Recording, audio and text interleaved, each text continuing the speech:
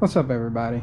So now the pilot is back, and what we're going to be doing is an AC diag. The transmission doesn't have any issues with it. It's doing good. He's been driving it and everything seems to be all right with that. But while I'm here, I am going to check the transmission fluid and everything for him, make sure there's no leaks in it. But this video right here is going to be a AC compressor or AC diag. I ain't going to say a compressor yet. He's saying that it doesn't blow cold, and I've already checked the pressures. There's no freon in it right now, but I'm going to check to make sure that the compressor is kicking on and off and making sure that it's actually working that way. But what we're going to do is we're going to get to it and start the diag procedure. So as you can see, I got my power probe out right here. I have my multimeter too. And what we're going to do is we're going to go into the fuse box, and we're going to do make sure that the relay is good and that the fuse, God if I can talk, and do the fuse. And if you look on the top, the fuse for it is going to be MG clutch and MG clutch relay. That stands for, I think it stands for the magnetic clutch is what I believe it said on service data. But this is, make sure it's right, yeah. So it's going to be this fuse relay right here, and then a 7.5 amp right there. And I did look it up on the wiring diagram. It goes from the fuse to the relay, and then from the relay straight to the compressor. But the first thing I'm going to do is just check to make sure that we have power on the actual fuse. As you can see, I got my relay, my power probe hooked up. It's reading 11.9, 11.9. So it's got power on both sides of the fuse. And pull that out and just make sure we have power. And get it where y'all can see it. 11.9 there. Nothing on that one. Nothing on that one. And 11.7, 11.8, somewhere around there. So these two have the power to it. This one right here should be generate the power from here. From here to there, and that energizes the actual relay. It normally has a wiring diagram on the relay, as you can see right there. And then the switch side is actually these, the left side is the two over here. And so what I'm going to do is check the relay. I'm going to hook my power probe up to it and check that. I'm going to sit y'all down for a minute. Alright, so I'm going to show y'all how I'm going to test this relay.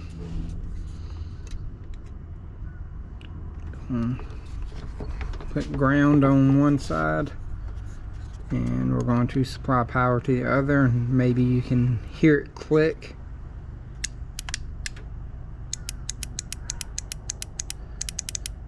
I don't know if y'all can hear that, but that should be the switch clicking right here. So I know that the relay is actually good right here. So our next step will be to supply power actually to the compressor. And you can do this in one of two ways. You can do it through where the relay was, or you can go to the actual connector. I'm going to supply it straight to the relay. Like I said, this should be it right here. I don't hear anything down there. I know it's connected because I've already checked the connection on it. I'm just touching them all just to be safe. Nope. I don't hear it. So what we'll do is we'll actually supply power to the connector. I'll throw this back in.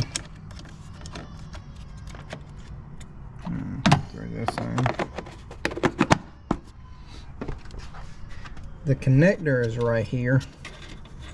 It's just a one wire connector. See if I can get it out one-handed.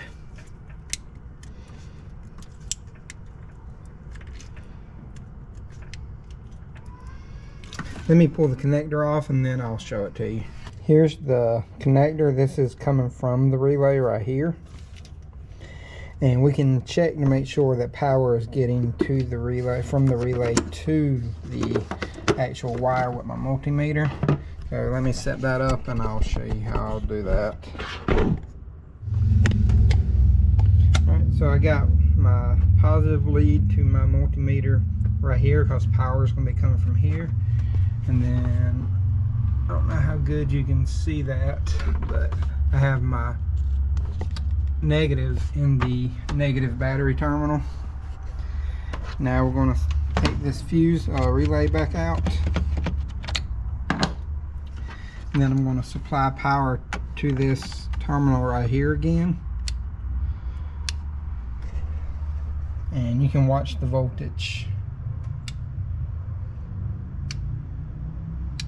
So it's getting power to that. So we know it's good on that. There's no broken wires or anything on that. So next step I'm going to do is actually supply power to the actual compressor itself. So I got it in the connector, supplying 12 volts, and it doesn't click on.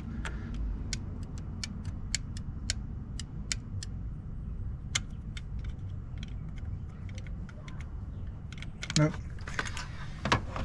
So the magnetic ring or clutch, whatever you want to call it, on the compressor, which is all the way down there, the bottom pulley on your right, it isn't working. So you can either replace just the magnetic wheel and clutch, or you can replace the whole AC compressor.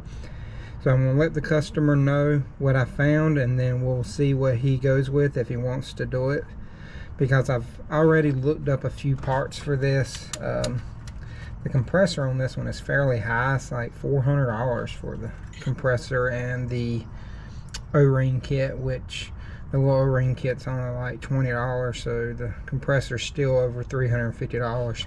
But let me contact him and then we'll see what he wants to do. I talked to the customer and he said he wants to go ahead and do the compressor, and I'm going to go ahead and do the video on how to remove the compressor on this one. So you need to take the belt off first, obviously, but the tensioner is right here. Let me see if I can get you a little closer.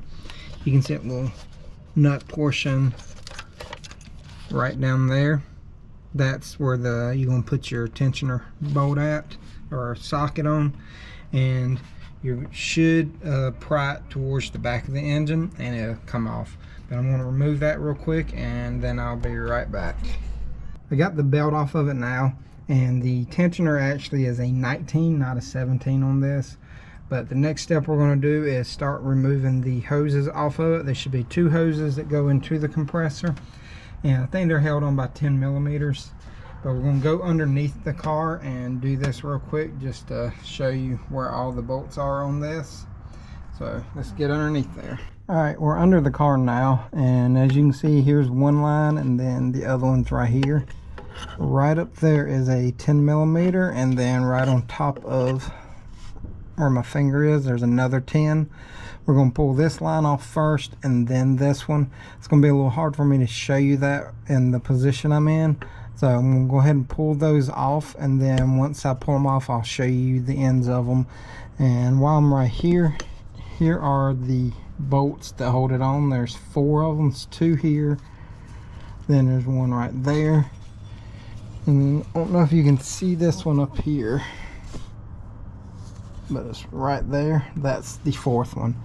And when you pull it out, can't remember if you have to go through the top or the bottom. We'll figure that out whenever we come to it. But I'm going to pull these lines off and then I'll show you what they look like. So I got the compressor out already. Here is the ends right here. That's what they look like. There was 1 bolt and 1 nut. I left the nut on the compressor. I'll show you that in a minute. And here are the 4 bolts for the compressor mounting location. But to get it out, we got it out of the bottom. We had to take these 2 bracket bolts right here out and then loosen up the subframe bolt right here. And I'll show it to you on this side. That's them right there. But I had to take them off, and as you can see, you can move this a little bit, and that's a 17, and these 2 other bolts are 17s, and that's what they should look like right there. But once you move this and get it over, the compressor will pretty much fall out. But that's one end right here, and then this is the other one right there. Like I said, one had a stud, one had a bolt. This is the compressor.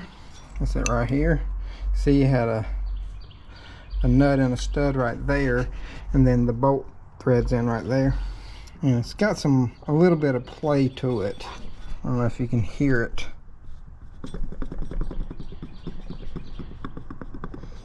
So I'm guessing it's just lost enough air gap in between it, so it's not making contact. And I even put power to it again, and it didn't supply any power to it, and it didn't click. If you hold on one second, I'll show it to you. There it is. Here's that. I'll hold it. See, no power to it at all. But also make sure that this is connected, because it has 2 connectors, but this one right here is connected all the way. And I've even supplied power straight to that, and it didn't do anything either. So we know the compressor is pretty much gone.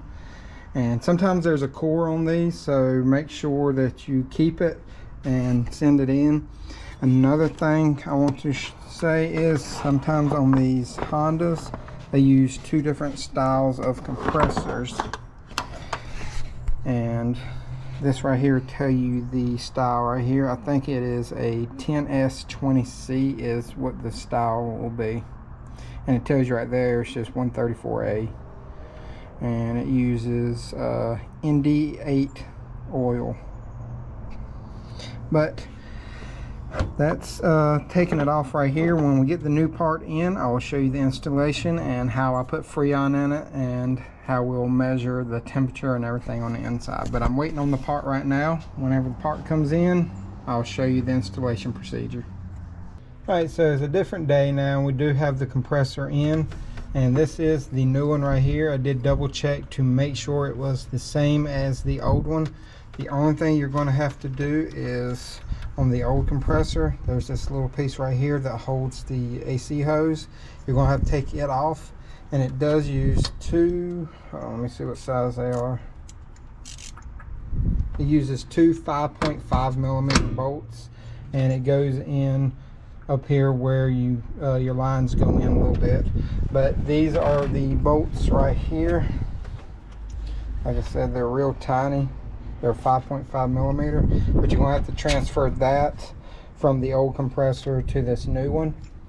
And also you're going to have to drain the PAG oil out of it that come in there, because you may not have the appropriate amount in it, and it requires 4 ounces of PAG 46, and we're going to put that in here in just a second. But to get all the old oil out, what you can do is turn it over and then rotate the actual clutch on the front, and it should push all of it out. It may take you about 5 minutes to do this, as you have to rotate it and let it drain and keep doing that over and over.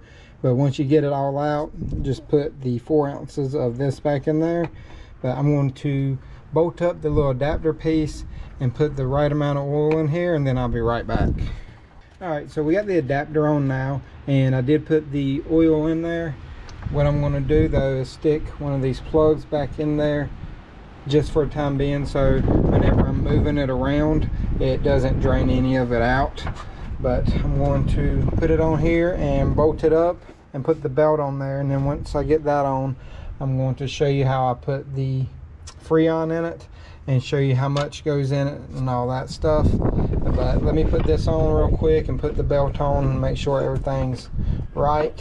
And also a good tip is to check this right here before you actually put it on, just to make sure that the clutch is engaging and disengaging as it should, because some of these can be remanufactured and they can actually have faulty clutches in them. So I'm going to check it real quick before I put it on, just to make sure, but it should be good because this is a brand new compressor. But I'm going to check it just to make sure, and then once I do that, I'll come back and show you me putting all the Freon in it.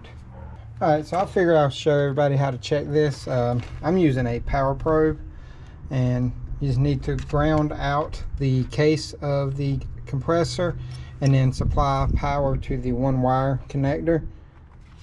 And if you can see it, you can probably hear it if you listen.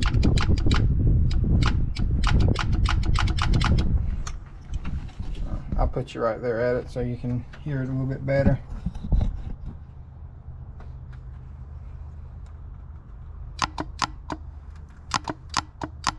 You should even be able to see it move right there as well. But that's just how you check it, just to make sure that the clutch is working right. And like I said, now I'm going to put it on, and then I'll bring you back whenever I'm putting the Freon in there. Alright, so we have the AC compressor hooked up and the belt on right here. And the ports for the AC gauges right here. One's right here up by the fuse box, and the other is right here beside the power steering reservoir. And I've already opened both valves right here, and we're going to go ahead and pull a vacuum now. And I do have the vacuum pump from Harbor Freight and the gauges from Harbor Freight, and both of them have worked actually really well for me, and I have no complaints on those. But what we're going to do is we're going to open both the low and the high side, and then we're going to turn the AC vacuum pump on. And you can see it pulling the moisture out with the fumes right here. And then if you watch the gauge right there, you'll see it pulling a vacuum, and this one should go down a little bit too. So we're going to pull it down. It shouldn't, 30 is the max you can have, but normally you'll get about 24 to 26 on the mercury gauge. So we're going to pull this and let it sit for about 15 minutes just to make sure there's no leaks in it. And once we make sure there's no leaks, I'll show you how we put the Freon in. Okay, as you can see, we've been holding vacuum pretty good right there. It's still at about 24, and I've had it on there for 5 or 10 minutes now, but that should be good enough for right now. And if it's not gonna leak in the first 10 minutes, if it is a leak, it's going to be a really slow leak on this. But you could also lose a little bit through your fittings right here as well. But we're going to go ahead and put in the Freon. This is what I have right here. It is the R134A, and I do have like the little mini cans right here. They're 12 ounces each, and this car actually requires 1.6 pounds, which equates to about, I think it's about 26 ounces is what I figured it up to be. So it's going to take 2 cans of these and a little bit of a third. But we're going to go ahead and start putting in the first one, and the vacuum on it will actually pull some of it in, and it may pull in enough of it to actually register with the pressure sensor to kick the AC compressor on. But I'm going to go ahead and start putting that in, and I'll show you that in just a second. Well, this is the setup I'm using right here. This is the device that actually punches a hole into the can, and make sure you have that rubber seal on there. If not, it will leak. But if you can watch right here, I will puncture it, and it doesn't really lose any as you do it. But you always want to fill it in on the low side, and this one has a sight glass. You can see it going in right there, and you can see the gauge start going up on the high and the low side. And you can actually use a torch and kind of preheat these cans right here to build a little pressure, so it will push it in a little bit better. We don't have it running yet. We're going to see what we can push in with it off first, and then we'll crank it up in just a second. But I want to see how much I can get in there before I crank it up, just so I can get the compressor to start kicking on. So we're inside the vehicle now, and we're going to be checking the temperatures coming out of the driver's side vent, because that is the furthest one away from the fans and the condenser. And we're to the touch, you can feel that it is ice cold, but we're going to check it with my temp gun, and it is in Fahrenheit right now, and we're in the 20s, and it looks like it's dropping as well. So that right there is perfect for what we want. And as you can see, when I turned it off, it was at 25.3 degrees Fahrenheit. So the customer should be extremely happy with this temperature coming out. And in like the high 80s, mid 90s degree weather, it'd probably be around high 30s, maybe low 40s coming out, which will still keep you plenty cool. But I'm going to put all the parts numbers and everything that I used in the description. And another thing I want to let you know is the O-rings that come with it. Please use those and replace every one of them that you can on the vehicle if you're able to, because if there's any tears or anything that happened while you was taking everything apart, this will eliminate that. And make sure you use the pag oil to lubricate them before you put them on, because you don't want to tear them putting them back in. But if I missed any specs or anything that you thought that I left out, please leave a comment below and I'll try to get you that information as soon as possible. But this is probably going to end this video, and if you enjoyed the video, please like, subscribe, and hit the notification bell, because it does help the channel grow. And I love doing these videos for everybody, and I want to try to educate people as much as I can to my knowledge. And I know that I don't know everything, but what I do know, I love to share it with everybody. I do have an Instagram and a TikTok that I'm going to put the links to below, and hopefully we'll have like a shirt debut or something soon if anybody's interested in that. But until next time, y'all have a great day.